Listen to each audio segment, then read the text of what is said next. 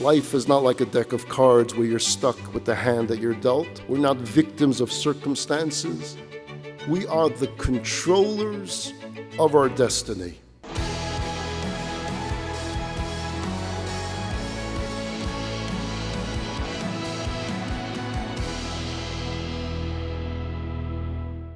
It's another year. What's new? Ma chadash, what's new? Was is nice? In a month and a half, we're going to be getting ready for Rosh Hashana. 5786, a new year will begin. But what's new about it? A birthday comes, a birthday goes, a new year comes, a new year goes. The reality is that when you come home from this retreat, this Monday morning, you're going to wake up, you're going to go to work, and you're going to do your thing. What will be new? The sun will rise, the sun will set exactly as it's been doing every year of your life. What really separates one year from another, or one day from another? It's like that film, Groundhog Day, from way back, where this guy, this weatherman, finds himself in Punxsutawney, Pennsylvania, and he's there to report on the annual Groundhog Day event. And he's stuck in this time warp where he keeps living the same boring day over and over and over again. He's stuck on that one day. Do you ever get the feeling on some level that's the story of our lives? Same thing over and over again, year after year, same holidays. It's Rosh Hashana, okay, we're going to hear the shofar. It's Yom Kippur, okay, we're going to fast. It's Passover, we're going to get together and have a Seder. It's like that famous Jewish philosopher, Yoga Libera, said, it's deja vu all over again. So here's the question. Do you see life as this constant circle? Round and round we go, over and over again. Or do you see it as a straight line? This one continuum, a bump here, a turn there, until you come to the end of the line. So how do you see it? More importantly, how does Judaism see it?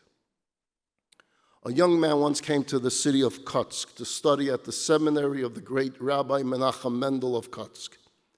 On the first day there, the Rebbe himself comes over to this new student and he says, young man, tell me, why did you come here? So the fellow says, I came here to find God. I want to discover God. So the Kutsker Rebbe said to him, to find God? What a waste of a trip. God is everywhere. You could have discovered him right at home. Why'd you have to come here for that? So the student says to the Rebbe, okay, so what would have been the right answer? Why should I have come here? And the Kutsker Rebbe said, to find yourself, to discover yourself. What did the Rebbe mean, to discover yourself? Now, you heard a lot about this phenomenon, especially those that come from California. People are always trying to discover themselves. What does it mean to find yourself? Or to quote another famous Jewish philosopher, Jackie Mason. Jackie Mason says that the trick in life is to know who you are. Or to give his exact words, there was a time that I didn't know who I was. So I went to a psychiatrist. He took a look at me, and right away he said, this is not you. So I said, if this is not me, who is it? He said, I don't know either. So I said, then what do I need you for? He said, to find out who you are, and together we're going to look for the real you. So I said to myself, if I don't know who I am, how will I know who to look for? And even if I find me, how will I know it's me? Besides, if you want to look for me, why do I need him? I could look myself. I can take my friends. They at least know where I was. Then I said to myself, what if I find the real me and I find that he's even worse than me? Why do I need him? I don't make enough for myself. I need a partner now.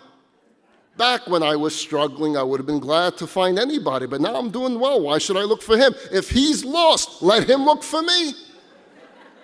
But the psychiatrist said, no. The search for the real you will have to continue, and that will be $500. So I said to myself, if this is not the real me, why should I give him $500? I'll look for the real me. Let him pay the $500. What if I find the real me and he doesn't think it's worth $500? I said to myself, for all I know, the real me might be seeing a different psychiatrist altogether. Maybe he's a psychiatrist himself. I thought to myself, wouldn't it be funny if you are the real me and you owe me $500? I said, I tell you what, doctor, I'll charge you $300 and we'll call it even. So this condition of finding yourself can make for a good comedy. And even on a serious note, it can be a very self-absorbed exercise that really leads you nowhere. You hear stories about these people who go to India, to Africa, to find the real them. And after 25 years of contemplating their navels, they find out who they really are is not so exciting after all. So then what? And yet within Judaism, we do find that there's something very legitimate and very necessary and very productive about searching for yourself, of knowing who you are and what you're all about. The Kotzker Rebbe tells this young man who came, he thought, to find God. And he says, no, your purpose should be to find yourself. Don't tell me that you're here to discover some lofty, abstract concept of a cosmic, invisible, irrelevant God. By all means, find God, but find God within yourself. Discover your neshama, discover your soul. You discover that spark of God that's within you. You know, there's a statistic that says that 96% of the people in the United States of America say they believe in God. 96%, which is a very nice number. It's a very high percentage. But the point is, if you believe in God, then for God's sake, make it real. Make it practical to your life. Make it mean something, not just words. You know, you can learn a lot about people's views on life from the metaphors they use to sum up what life is all about. You ever hear the expression, life is like a deck of cards? You have to play the hand that you're dealt. To such people, everything is random. It's all about the luck of the draw. We're just pawns in a world that has no rhyme or reason. It's all a matter of chance. It's beyond our control. It is what it is, and there's nothing I can do about it because this is my lot. We can't change things. We can't shape our own destiny. And so we either succumb to hopelessness and despair, or we go to the other extreme and we decide to live it up with reckless abandon or indulgence. Neither options is very appealing. Then there are those that say that life is a marathon. Not only do you have to run, but you have to come in first. And so they keep running, and they can't stop running for a minute to actually live their lives, as they say, to smell the roses, lest they fall behind the race to the top. So they can't give up a second. And if along the way they have to step on those who stand in their way or neglect those who need them the most, what can they do about that? Life is a marathon. I have to keep running. And many of us live this way. We run and we run, and we barely take this time to see those who are near and dear to us. We delude ourselves into believing that we're doing it all for their sake. But in the process, it is they who are being sacrificed. And then we look back and we realize that we may have won the race, but in the process, we lost or we neglected our families, our friends, our very lives. Several years ago, there was a very wealthy Jew who passed away. We're talking about a major entrepreneur. The man reportedly left behind an estate over $1 billion. He also happened to be a very religious and charitable man.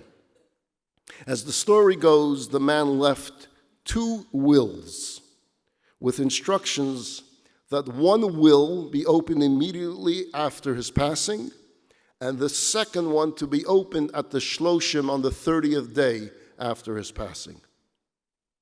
They opened the first will after he passed away, and among the instructions in the first will was this very strange request.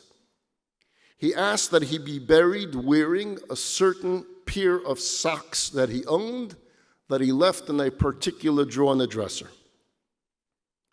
Upon reading this, his children immediately located the pair of socks and brought it to the Chevra Kadisha, to the Religious Burial Society, and requested that their father's wishes were that he be buried wearing these socks. Now, as much as the Chevra Kadisha didn't want to upset the family, they respectfully explained that that was not in keeping with halacha, with Jewish law. We're not buried wearing socks. And the children pleaded with them, and they said, look, our father was a very pious and learned man, and he obviously had a good reason for making this request, and we asked that it be honored. The Chevra Kadisha, however, were firm in their refusal, and they said, halacha is halacha, that's Jewish law, we can't violate Jewish law. Well, the family had contacts with rabbis all over the world. They got rabbis from Israel on the phone with rabbis from New York. They're all having this emergency session as to, can an exception be made, being that this man requested it? He's such a charitable man. Can we make an exception for him that he be buried wearing the socks that he selected? And the final outcome from all of this was no. And they explained to the children that your father now is in the heavenly world. In the heavenly world, he knows what the halacha is, and I'm sure he would want us to respect it and not violate Jewish law in his burial. Well, the children had to accept it because their father was an observant Jew, and they didn't think their father would want them to violate the words of the leading rabbis of the generation. And so they succumbed and they said, okay, fine. 30 days later, the second will was opened. And it read something like this: my dear children, by now you would have buried me without my socks. I just wanted you to truly understand that a man can have $1 billion, but at the end, he can't even take along one pair of socks. So use your time and your money wisely. Be engaged in your families, in your communities, in your lives, and be charitable. My friends, there's a way to win without having to see life as a marathon.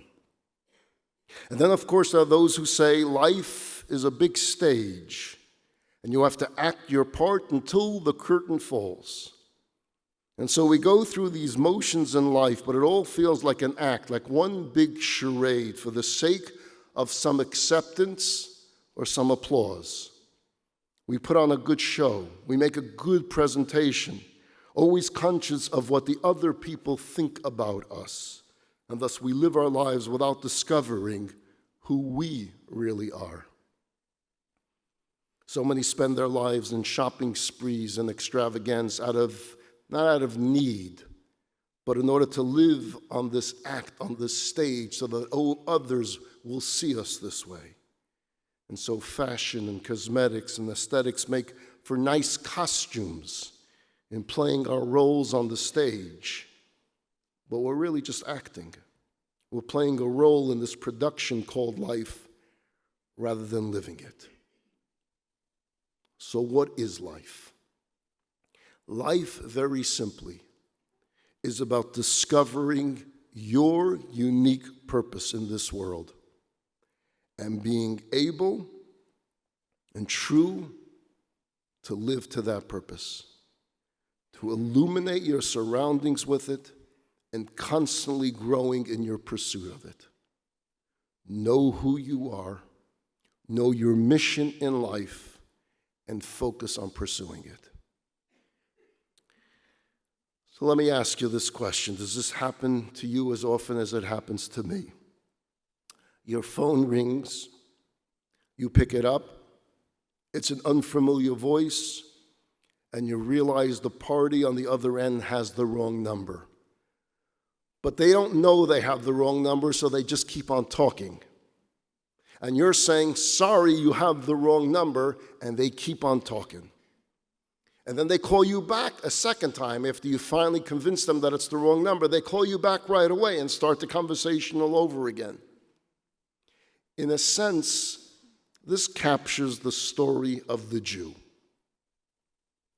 God keeps calling us, and we keep telling him, sorry, you have the wrong number. And yet he refuses to look for a new number. He stubbornly keeps dialing our number. We keep telling him it's the wrong number, and he calls us back again. Let's look in the Bible. God appears to Moses at the burning bush. What does he say to him? I want you to lead my children out of Egypt. What does Moses say? Sorry, you have the wrong number. Can't be me. I'm not your man. You must be making a mistake. Pick someone else. Shlach no b'yad tishlach. It can't be me. I stutter. I have a speech impediment. And God says, Moses, I'm AT&T. I'm the one that assigned your number. I know who you are. I don't make mistakes like that. I picked you. You're the person I want. And in spite of his humility, Moses steps up, and the rest is history. We're here because of that. Let's pick another story. God calls up Jonah. And he tells Jonah to go to the city of Nineveh and inspire the people to change their destructive ways. What does Jonah say? What? Hello? Hello? Hello? You ever do that? I can't hear you. I can't. Going through a static zone, going through the canyon. I can't hear you. Bad reception here. I think you have the wrong number. Can't be me, God. I'm not cut out for that. Maybe check with Verizon and see why they gave you this number. God says, I have the right number. Jonah doesn't listen. He decides to run to a city called Tarshish. And he gets on a boat. And there's this huge storm, and he's thrown overboard, and he's swallowed by a whale, and there he is in the belly of a fish. Jonah miraculously survives the ordeal, and he goes to Nineveh, and he saves the city from destruction.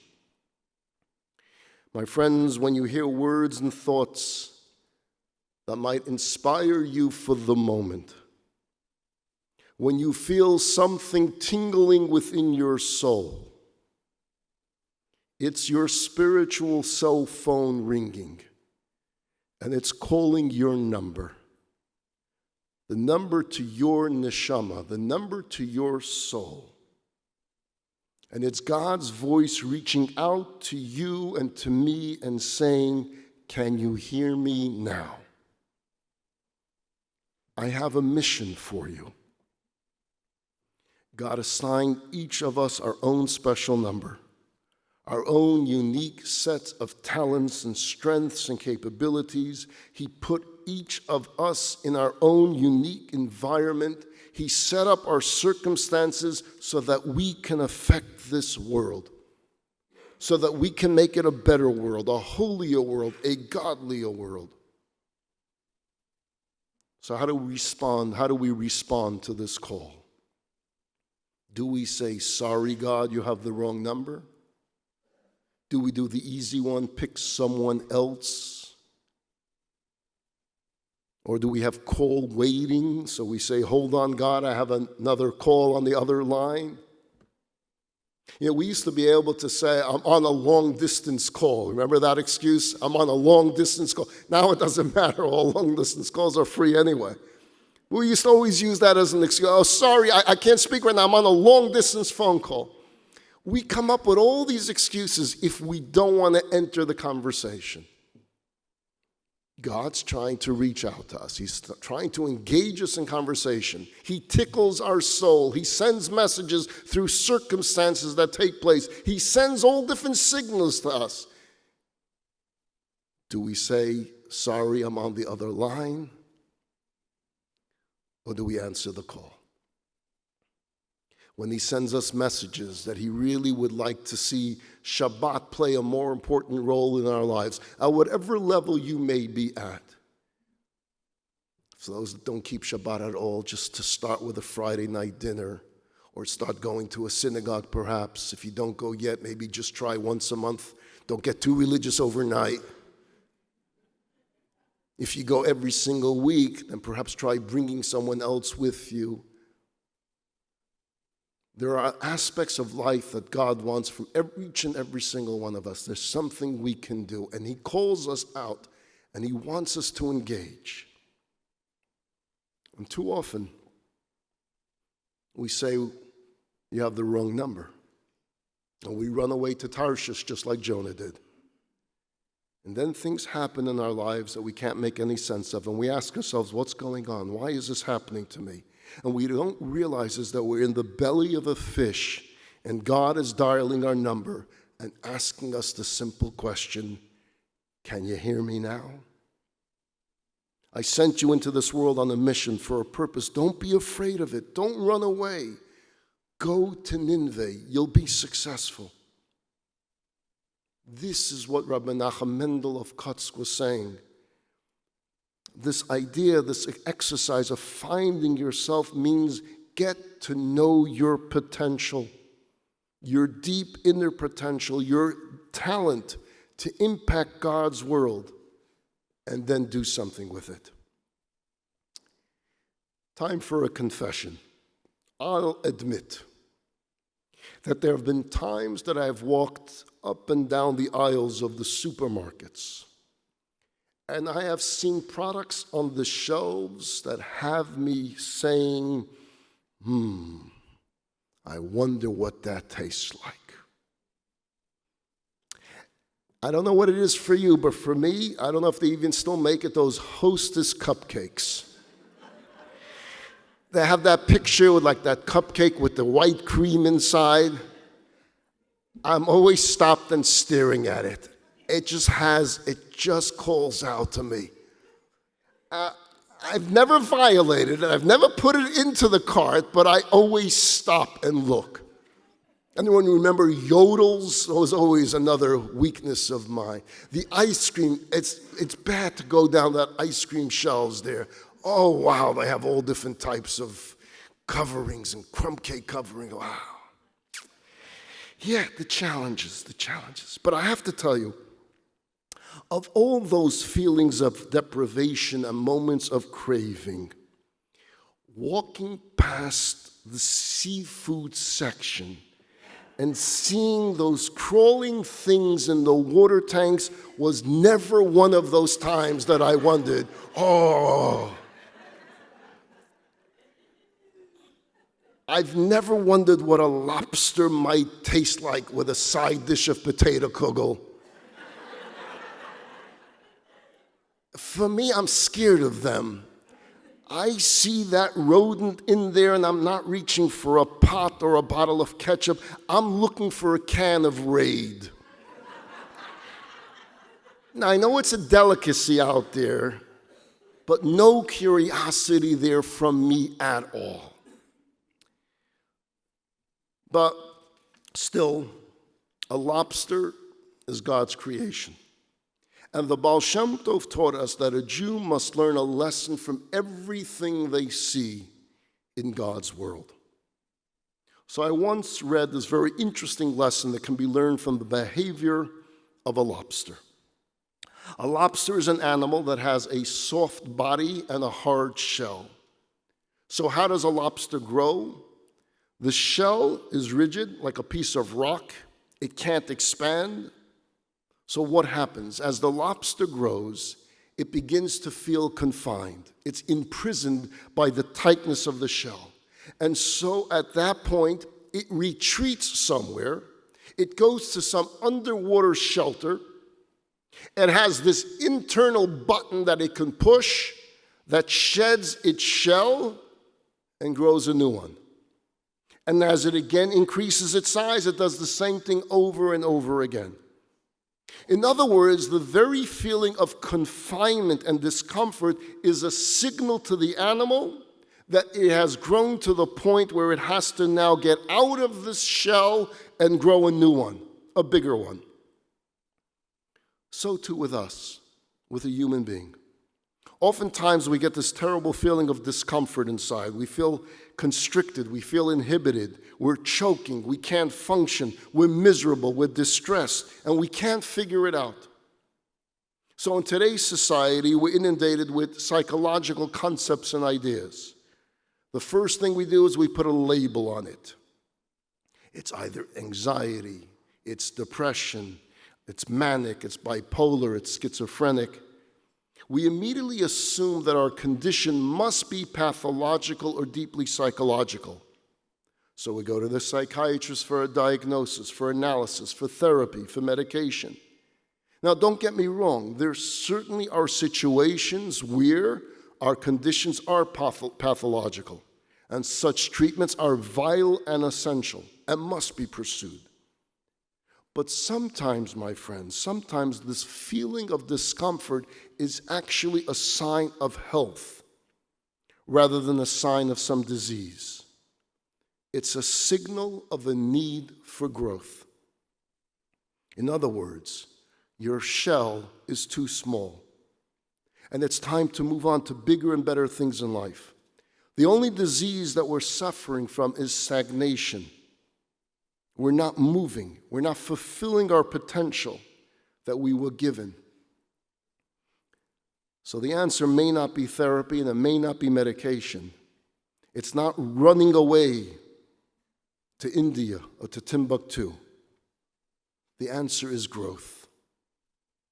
When we do a mitzvah, when we practice our tradition, when we act kindly to one another, when we study Torah, we are creating new garments, a new shell, if you will. We have to grow that bigger shell. We need to stop choking and starving our soul. And the difficulty we have it is because it involves change. Growth means change, and change is never easy. Our tendency is to want to leave things as they are and maintain the status quo. We don't want to rock the boat. But ultimately, where does that leave us? Because to live means to grow and to progress. And we have to go out there and take some risks, to make some changes, to shake things up a bit. Abraham, our father, was tested by God 10 times. From being thrown into a fiery furnace to putting his son on the slaughtering block. But with each test, Abraham emerged stronger, wiser, better. When difficulties or adversities come our way, instead of getting angry, instead of getting depressed, the challenge is to ask ourselves, how can I grow from this? It's true that the sun always shines in the desert. It's never cloudy there. It's not gloomy or overcast. But at the same time, nothing grows in a desert. Just miles and miles of sand. For growth, you need rain. And with the rain comes the clouds that temporarily obscure the sunshine.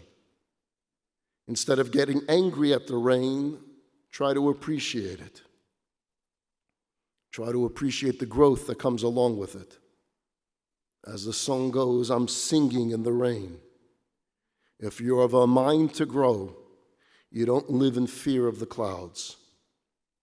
Life is not like a deck of cards where you're stuck with the hand that you're dealt. We're not victims of circumstances. We are the controllers of our destiny. That is, if we have the wisdom and the courage and the strength to change. You may have heard of this serenity prayer.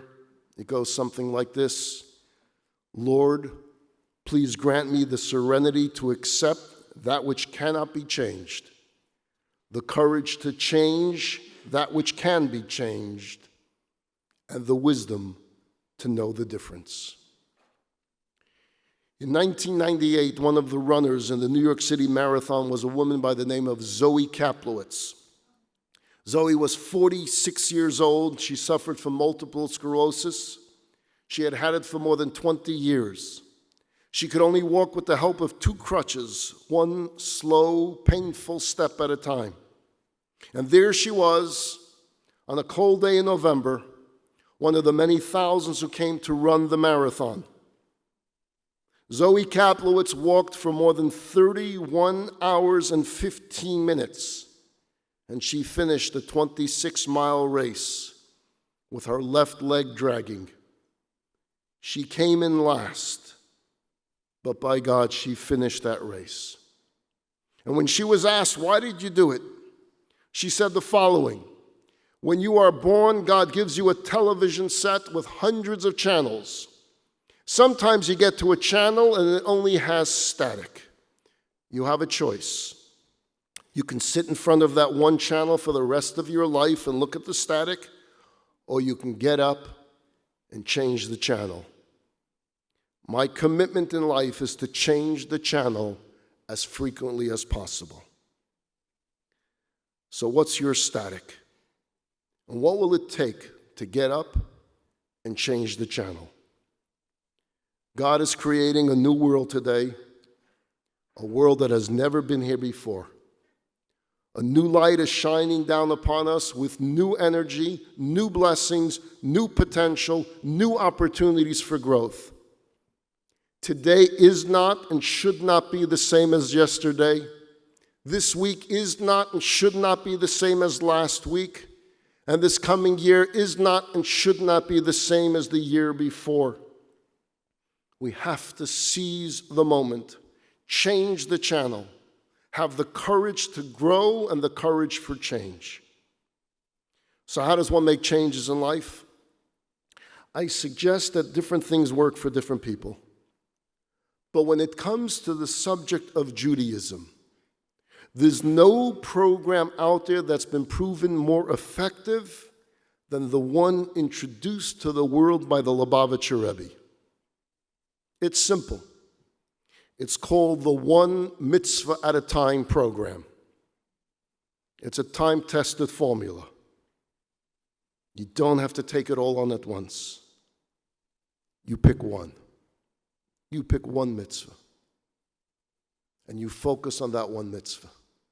And you make the changes necessary in your life. In whatever area, anytime you speak to a large audience, everyone's on a different level of observance, and it doesn't make a difference where on that ladder you hold. There's always the next rung of the ladder. One more rung to climb. We each have to take that upon ourselves.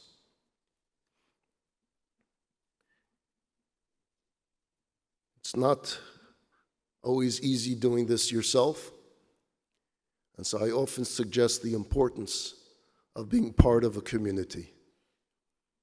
If you're together in a community with others, perhaps not at the same level of observance, but with the same goal to climb, to change, to find more mitzvot in the life, to take upon yourself more, it becomes all that much easier.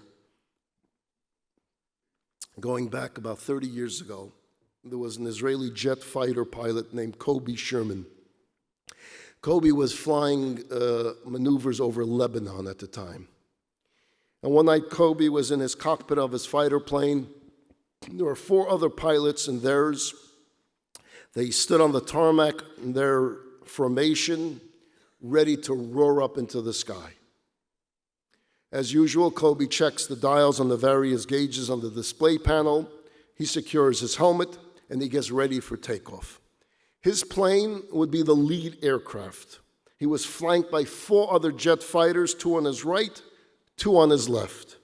They had worked in tandem now for weeks. Their nightly routine was very methodical as they performed their drills in total darkness. Kobe would take off first. The other 4 would follow moments later. Once in the sky, they would assume a position that resembled 5 fingers stretching forward. Kobe's job was to scan for a potential bomb site. He would set the precise target. He would shoot off a flare illuminating the site. The other bombers would then come forward. They would release their missiles. After this, Kobe's job was to thrust his jet completely upward, begin flying in a huge arc, come back around, back over the bombing site, and his job was to assess the success and the accuracy of the hit. And so it was on this night. Kobe was focused as he usually was. He rode off the runway into the darkness, began searching for the appropriate site. He found the site, radioed his team his position, get ready. He releases his flare, which lit up the area. The other 4 jets dropped their missiles. Kobe now is starting the next part of his job, and that is to make that arc turn, to take reconnaissance photos of the site to see if the mission was accomplished. He prepares to climb upward. He'd done this maneuver every single night. But on this night, something went wrong. His head began to spin, and he started suffering from something called vertigo. He became totally confused and disoriented. Now, generally, pilots are trained to recognize when they're going through something like this, but tonight's Kobe's condition was so intense that he didn't even realize it was happening to him. Vertigo causes confusion to the point where one can't determine direction or altitude. Without realizing it, Kobe had turned his plane upside down. But as far as he was concerned, he was flying right side up. And he was still flying at that same high speed. So unbeknown to Kobe, he was hurtling downward at frightening speed, heading for an explosive crash on the ground. Yet he had no clue. His mind was telling him he's going up. And he's actually flying straight down. He looks at his altimeter to determine his position, and he sees to his utter shock and disbelief that the gauge is telling him that he's losing altitude and he's hurtling towards Earth. He looks at the second gauge and it's telling him the same thing, that he's going down, yet, but his mind is telling him he's going up. At that point, he immediately radioed his friends, and he says, "Chevra, someone tell me my position. Am I going up or am I going down?" And Nati looks at his radar and he says, "Kobe, I told you raid, you're going down, reverse your position. And at that point, Kobe takes hold of the yoke, the stick that controls the direction and the position of the plane. He holds it tight. He would have to yank it back towards himself to cause the plane to turn around and start going up. And as he's trying to do this, his mind is telling him, "Don't do this." His mind is telling him that you're going in the right direction, and if you turn it around, you're going to head to the ground. But his friends and all the gauges are telling him, "No, you need to make this turn." His instincts are telling him one thing, his mind is telling him to do the opposite, and his life is hanging in the balance, and he has but seconds. Filled with terror, he musters superhuman strength, goes against the grain, and pulls the stick back towards him, and the plane turns around and soars upward to the sky. That experience changed Kobe's life. And he turned to spirituality and slowly over the years became an observant Jew. He often reflects back on that night over the skies of Lebanon, and he says, all the time we go through our lives feeling certain that we're traveling in the right direction, that we're climbing upwards. Because from our subjective perspective, we think and we feel that we're flying nose up just as we should be. We do our thing day in and day out, unaware that on a certain level, we're suffering from spiritual vertigo. But then there are signals and gauges all around us that tell us something is not quite right, that this might not be the way we should be flying.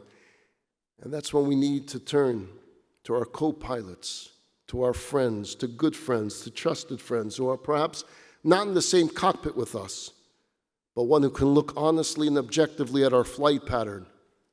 And we can say, "Tell me, which way is my nose pointing? Am I going up or am I going down?" We need friends, we need guides, we need mentors in our life who will not necessarily always tell us what we want to hear, but what we need to hear.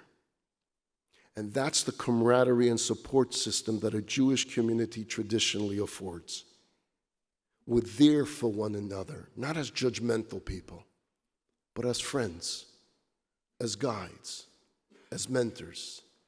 And it makes this journey, and it makes the changes we have to make in our lives all that easier as we have others with us. My closing story. There used to be a joke told in Paris. It went something like this. What's the difference between the chief rabbi of France and the cardinal of Paris? And the answer was, the cardinal speaks Yiddish. The background to that joke. There was truth to it. Jean-Marie Lustiger serves as the Cardinal of Paris from 1983 until his passing in 2007. For 24 years, he served as Cardinal of Paris. His story is one of irony, tragedy, pain, and paradox. He was born in 1926 to Jewish parents from Poland. He was named Aaron at his bris.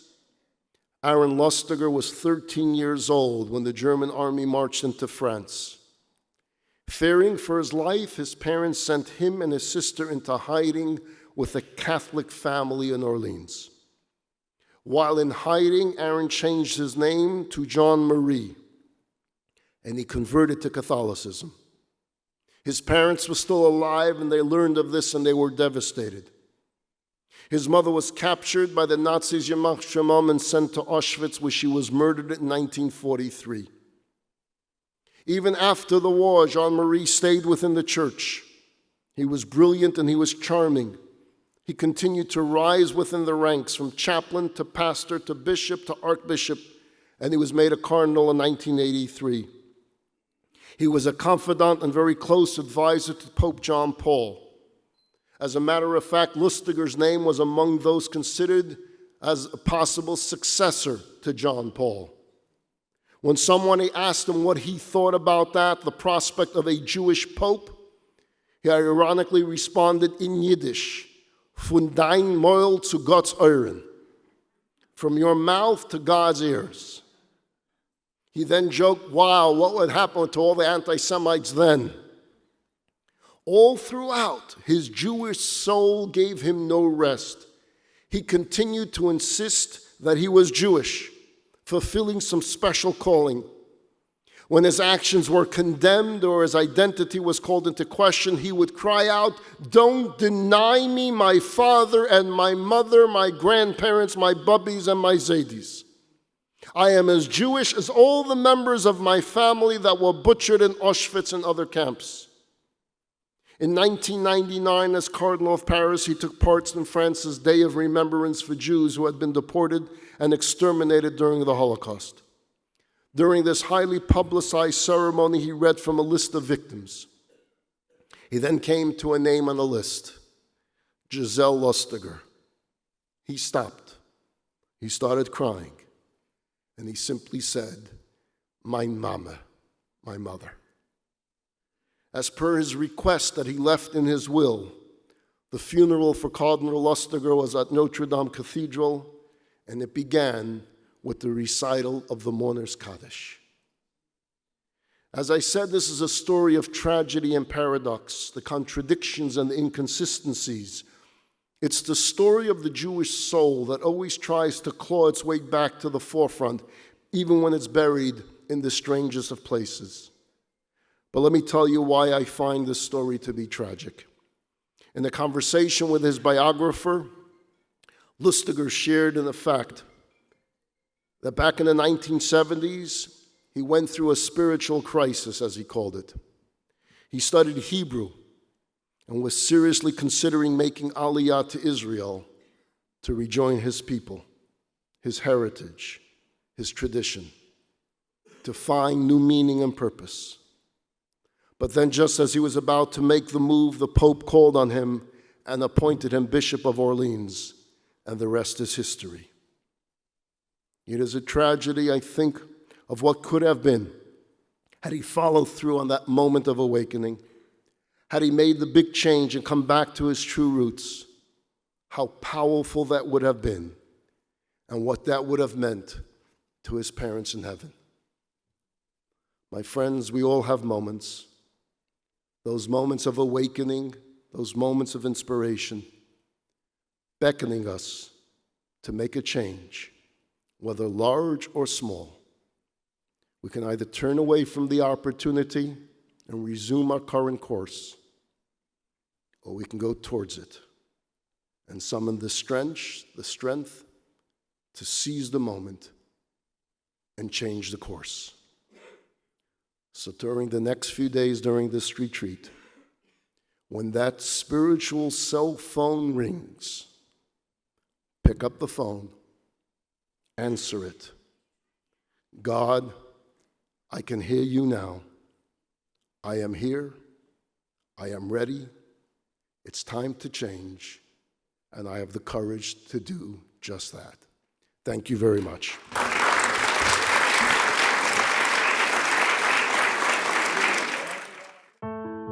The Rohr Jewish Learning Institute has the largest collection of Jewish media online. Hit subscribe for more.